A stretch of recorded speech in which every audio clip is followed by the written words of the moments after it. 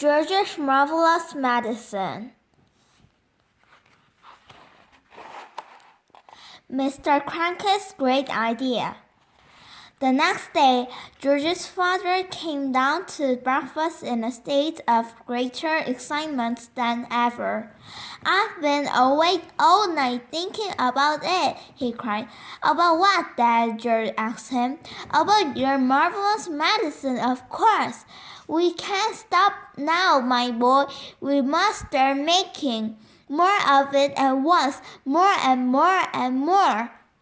The giant saucepan had been completely emptied the day before because there had been so many sheep and pigs and cows and bullocks to be dosed. "But why do we need more, Dad?" George asked. "We've done all our own animals, and we've made Grandma feel as frisky as a ferret, even though she does have to sleep in the barn." "My dear boy," cried Mr. Kranky, "we need barrels and barrels of it, tons and tons. Then we will sell it to every farmer in the world so that all of them can have giant animals. We will build a marvelous medicine factory and sell the stuff in bottles of 5 pounds a time. We will become rich and you will become famous." "But wait a minute, Dad," George said. "There's no waiting," cried Mr. Kranky, working himself up so much that he put butter in his coffee and milk on his toast. "Don't you understand what this tremendous invention of yours is going to do to the world? Nobody will ever go hungry again." "Why won't they?" asked George. "Because one giant cow will give 50 buckets of milk a day," cried Mr. Kranky, waving his arms. "One giant chicken will make 100 fried chicken dinners, and one giant pig will give you 1,000 pork chops. It's tremendous. My dear boy, it's fantastic.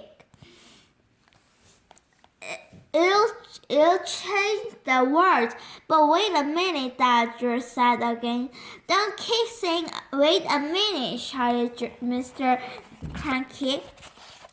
"There isn't a minute to wait. We must get cracking at once." "Do calm down, my dear," Mrs. Kranky said from the other end of the table, "and stop putting marmalade on your cornflakes." "The heck with my cornflakes," cried Mr. Kranky, leaping up from his chair. "Come on, George, let's get going. And the first thing we'll do is to make one more saucepanful as a tester." "But Dad," said little George, "the problem is—" "There won't be any problem, my boy," cried Mr. Kranky. "How can there possibly be any trouble? All you've got to do is put the same stuff into the saucepan as you did yesterday. And while you're doing it, I'll write down each and every item. That's how we'll get the magic recipe." "But Dad," George said, "please listen to me." "Why don't you listen to him?" Mrs. Kranky said. "The boy's trying to tell you something." But Mr. Kranky was too excited to listen to anyone except himself. And then he cried, "When the new mixture is ready, we'll test it out on an old hen just to make absolutely sure we've got it right. And after that, we'll all shout hooray and build the giant factory." "But Dad, come on, Dad, what is it you want to say?" I can't possibly remember all the hundreds of things I put into the saucepan to make the medicine, George said. Of course you can, my dear boy, cried Mr. Kranky. I'll help you. I'll jog your memory. You'll get it into the end. You see if you don't. Now then, what was the very first thing you put in? I went up to the bathroom first, George said. I used a lot of things in the bathroom and on Mommy's dressing table. Come on then, cried Mr. Kranky. Up we go to the bathroom. When they got there, they found, of course, a whole lot of empty tubes and empty aerosols and empty bottles. That's great, said Mr. Kranky. That tells us exactly what you use. If anything is empty, it means you use it. So Mr. Kranky started making a list of everything that was empty in the bathroom. Then they went to Mrs. Kranky's dressing table. A box of powder, said Mr. Kranky, writing it down. Here's that. Flowers of turnips, perfume. Terrific. This is going to be easy. Where did you go next?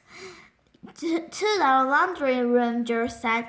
But are you sure you haven't missed anything out up there? Hear that?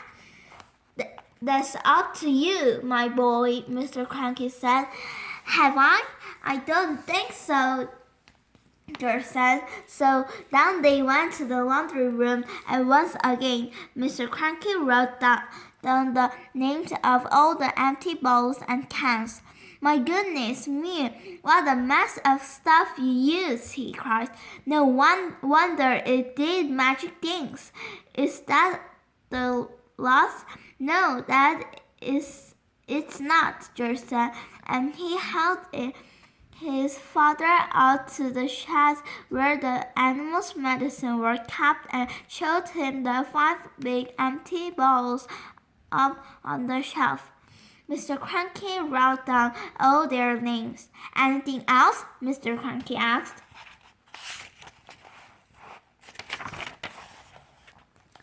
Little George scratched his head and thought, but he couldn't remember having put anything else in.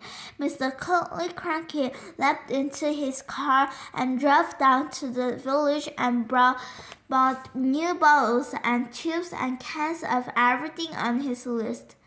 He then went to the vet and got a fresh supply of all the animal medicines George had used. Now show me how you did it, George, he said. Come along, show me exactly how you mixed them all together.